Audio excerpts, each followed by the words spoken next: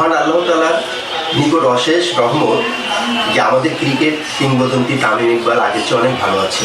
আল্লাহ তাআলা চায় তো সে আবার স্বাভাবিক অবস্থায় ফিরে আসবে, না হলে কোনো ক্রমে সম্ভব। কারণ ওনার যে হার্ট অ্যাটাকটা হয়েছে এটা একটা ম্যাসিভ হার্ট অ্যাটাক।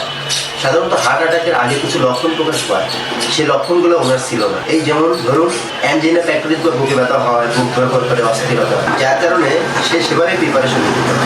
কিন্তু ওনার তাৎক্ষণিকভাবে হার্ট অ্যাটাক হয়, উনি সেভাবে প্রিপারেশন নিতে পারে না। প্রথমে আসি হার্ট অ্যাটাকটা কি। হার্ট অ্যাটাকটা হলো যে হার্টের মধ্যে যে রক্তনালীগুলো আছে সেটা বন্ধ হয়ে যায় বা ব্লক হয়ে যায়। এটার জন্য কিছু রিস্ক ফ্যাক্টরও কাজ করে। হার্টের রক্তনালী যে আছে সেটা 3টা লেয়ার থাকে। সবচেয়ে ভিতরের যে লেয়ার আছে সেটা হচ্ছে এন্ডোথেলিয়াম নামক লেয়ার।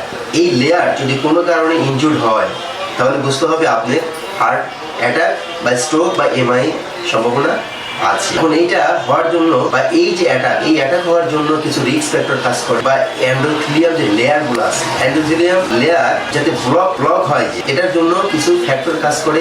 সেই ফ্যাক্টরগুলোর মধ্যে যেমন কেউ যদি বেশি স্মোক করে বা কেউ যদি অ্যালকোহল বেশি সেবন করে অথবা কারো যদি ডায়াবেটিস প্রেশার থাকে তাহলে তার এই এন্ডোথেলিয়াম লেয়ার ইনজুর হওয়ার সম্ভাবনা থাকে। এন্ডোথেলিয়াম লেয়ার ইনজুর হলে কি হয়, এলডিএল নামক যে ক্ষতিকর কোলেস্টেরল আছে সেখানে আস্তে আস্তে জমা হওয়ার ফলে যে পাইপগুলো বা নালীগুলো আছে সেগুলো আস্তে আস্তে ন্যারো হতে থাকে। স্বাভাবিকভাবে ন্যারো যদি হয় তখন সে আগে যেভাবে ব্লাড সার্কুলেশনটা দিত সেভাবে দিতে পারে না।